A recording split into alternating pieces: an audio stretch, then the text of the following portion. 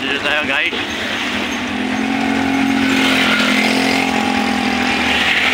Dito po yung aksidente ng isang araw. Ayan, dito po mag-ingat po tayo sa pagdadrive.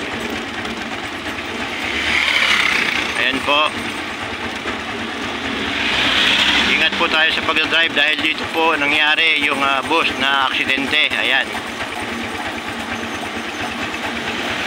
Ayan, kung maliligaw po kayo dito po sa bayan po ng Mayhay, konting ingat po dito. Dito po sa daang ito, papunta pong Taytay Falls, papunta pong Lokban. Dahil dito po ay maraming na-aksidente.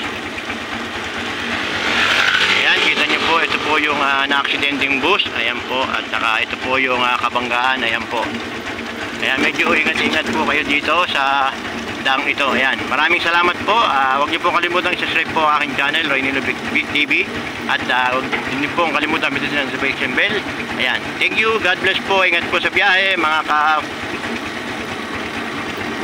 pasada.